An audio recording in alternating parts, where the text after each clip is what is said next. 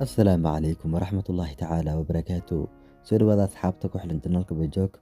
Muuqaalkeena maanta waxaan uga hadlaynaa musalsalka dhaawaca qalbiga ee sababta uu u baaqday maanta waa la sugayay in la daawo. Saan wada ognahay xalqada maanta la daawo rabay waxay ahayd xalqada labadii goosba la baahiyay. Haddaba maxay tahay sababta loo baajiyay? Maxayse tahay sababta loo daawan waayay xareetoole ama shalay galabtii oo ahayd Isniin? Bal muuqaalkeena maanta ayaan uga hadlaynaa filan daawada intaan muuqaalka guda galin muuqaalka laag noo saaro. waa mahadsantahay intaa ka bacdiya soo dhawoow. ugu horeyntiisaan wada ognahay xalqada 27 gooskeeda koobaad waxaa la baahiyay isniintii xalay ahayd isniinteedii ka horeysay ayaa la baahiyay halka gooska labaadna la baahiyay xilligii la baahin jiray gooska labaad ama xilli loogu talagalay in xalqada 27 ay soo socoto. ugu horeyntii maxay tahay sababta u baaqatay xalqad la wada sugayay hordhacyana laga sameeyay labadii hordhacna la sii daayay? tan koobaad ayaa waxay tahay ugu horeyntii mid ogaada jiraaga jooghaan halkan oo Fariid jilaya taxanaha dhaawaca qalbiga ahna midda ugu sareeya ama midka hogaaminaya taxanaha waxaa ku dhacay coronavirus. waxaa laga yaabaa inaad la yaaban tahay musalsal walba aktarkiisa waxa uu ku dhacay coronavirus. ani ma sheegi kari sababta coronavirus ugu dhacayaan dhammaan musalsalada Turkiga siiba telefishinka ATV boqolkiiba 90 musalsalada ay sii deynaysay dadka wada coronavirus ayaa ku dhacay. waxaa laga yaabaa inaad isweydiinaysid ma isu tageen coronavirus kan hadduu qaaday kale si uu qaadaya. wallahi horta ma sheegi kari waa dad kala maqan haddana dhammaantooda weliba tan dadkii muhiimka ahaa waxaa ku dhacay coronavirus. inkastoo deecnaha corona uusan ku sii fogaanin xaalad fiican ku jiraan saasay tahay jooghaan halkan waxaa ku dhacay coronavirus. iyo dabcan lama sii sheegin musalkan intuu coronavirus ku dhacay laakiin kaliya waxaana loo sheegay atooraha inuu coronavirus ku dhacay iyo jilayaal kale oo muhiim ah ayaa waxaa ku dhacay coronavirus. saa darteeda waxaa baaqatay xalqada 27.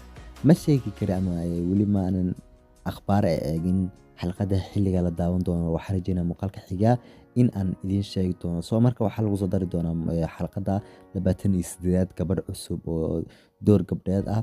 gabadhaasi ayaa lagu soo dari doontaa doorka ay jiri doontay waxay qaabilsan tahay ma sheegi kari. laakiin xalqada 28 ayaa rajeynaa in ay timaado gabadhaasi cusub. marka gabadhaasi doorkeedu nalama sheegin waxa ay noqon doonto in halka magaceedu kaliya naloo sheegay. ayadana waxaa rajeynaya marka ay soo dhawaato gabadhaas imaanshaheeda in aan muuqaal u gaara oo naga hadlayno waxay qaabilsan tahay sababta loo keenay in aan ka sameeyo muuqaal ayada u gaara. marka taxanaha waxa uu taagan yahay ama waxa uu cagta soo saaray wadadii uu ku dhammaan lahaa. waxaa loo badinayaa taxanaha in uu jiro season labaad oo kan uu yahay seasonkiisa koobaad. taxanahan qisadiisa oo markii horeba ahayd qiso kooban, qiso ku saabsanayd saaxiibtinimada laba saaxiibo oo isqiyaanay midka kale uu mid kala qayaanay ayay ahayd oo midkii la qayaanayna uu helay gabadhii uu nolosha la wadaagi lahaa waa Caaisha. qisadaasi ayaa marka soo gabagabowday oo meel loo sii wado aanan gaadhin ama qisadaasi dhammaadkeeda ee la gaadhay maadaama uu Fariid guuleystay uu helay gabadh kale uu nolosha la wadaago.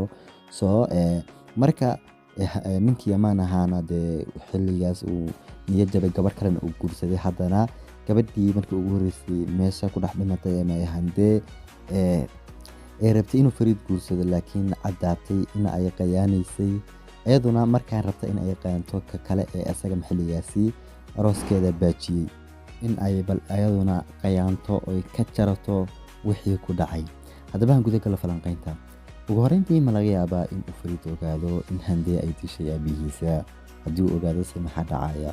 saan wada ognahay xalqadii 26 waxaa dhintay ninka Cadnaan lagu magacaabo waxayna ahayd xalqad aad iyo aad u xiiso badan. marka handee ayaa hooyadeeda waxay u sheegtay in ay ayada dishay Cadnaan. kadib markii hooyadeeda ay la hadashay ay ku tiri gabadhaydu waxaa dhintay Cadnaan ayaduna ay tiri waan ka xumahay. halkaas waxaa nooga caddaatay in afkeeda ka qaratay ina ayadu tiri inaa dilay Cadnaan. haddaba sababta ku kalifaysa ama maxaa ku kalifay inay Cadnaan dishay? saan wada ognahay Cadnaan waxa uu socday xilligaasi Yamaan si uu warqadaha qaar uusan u saxeexin una dhaho aniga yarkan waxba uma saxeexin oo yarkan wax dhaxal ugama tagin. ayaa waxaa dhacday in xilligaasi Hande ay dhexda u gasho odayga Cadnaan ahaa, halkaasina ay ku qaarajiso odayga Cadnaan ahaa, sidaasina uu ku dhinto.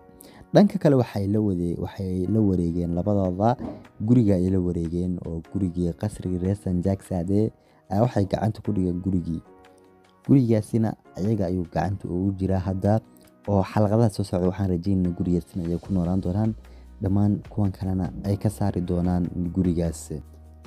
Haddaba Yaman goormuu ogaan doonaa Hande ciyaarteeda? Waxaa loo badinayaa Hande uurkan inuu yahay mid khayaali ah, halka dhanka kale leeyahay uurkan waa mid run ah. Kuley ma sheegi karo, bal adi fikirkaaga dhankaas iyo commentiga nagula wadaag daawade.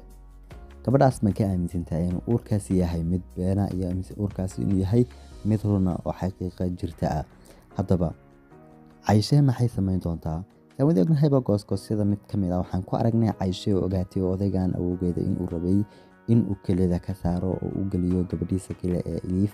Cayshena arrinkaas way ogaatay awowgeeda iyo xilligaasi gooska dhexdiisa dhaleecanaysa iyadoo qof xun ayaa tahay. Ma laga yaabaa xiriirkooda inuu halkaas ku dhamaado? Sidoo kale odaygan Shaahin ama laga yaabaa gabadhaasi inuu u geysto wax dhaawaca oo gabadhaasi uu qasbo kelidana ka saarto, maadaama uu soo dhow yahay finaalka musalsalka ama dhamaadka musalsalka. Waxaa loo baahan yahay in lagaga tago xamaasad ama musalsalka uu ku dhamaado meel qurux badan.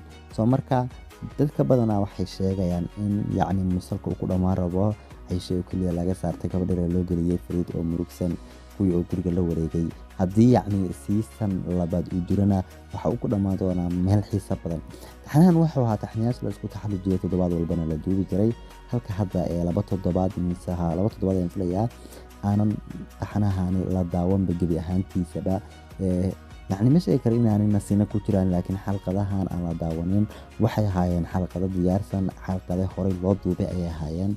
Marka ma sheegi karo xalqada 30aad meelahaas inay ka sinasanayaan oosan la duubin, laakiin ayaga dhankooda yacni taxanahan hadda waxay la tahay dadka jilay dhammaan inay nasteen. Sidoo kale taxanaha maadaama uu dhammaan rabo, jilayaasha kulli waa ismaac islaamiin doonaan, bal waan wada sugnaa xafladooda iyo kawaaliskooda ama kamera arkaasida ay qabsadaan ayaan muuqaal ka soo samayn doonaa insha Allah, maadaama hadda taxanaha sii dhammaan rabo. Inta uusan dhammaan ka hor waxaan rajaynayaa in aan xoogga saaro, maadaama waagi hore aan aad uga hadli jirin in aan xoog uga soo hadala taxanahan. daawada sidoo kale waad mahadsantahay muuqaalka dhamaadkiina soo gaadhid. Anigoo saaxiibkeena Khalid waxaan idin sheegay taxanahan hadda kadib in aan maalintii 2 video ama 2 muuqaal ka soo samayn doono. Marka ha ilaabina inaad channelkan subscribe saartiin, waa channelkan ayaan imaanay Bejok, channelkan ayaan imaanay. Soo marka waa mahadsantiin dhammaantiin sida mar walba noo dhiirigelisaan. Muuqaalka like noo saara, sidoo kale channelka subscribe noo saara. Anigoo saaxiibkeena Khalid waxaan idinkaga tagayaa. والسلام عليكم ورحمة الله تعالى وبركاته.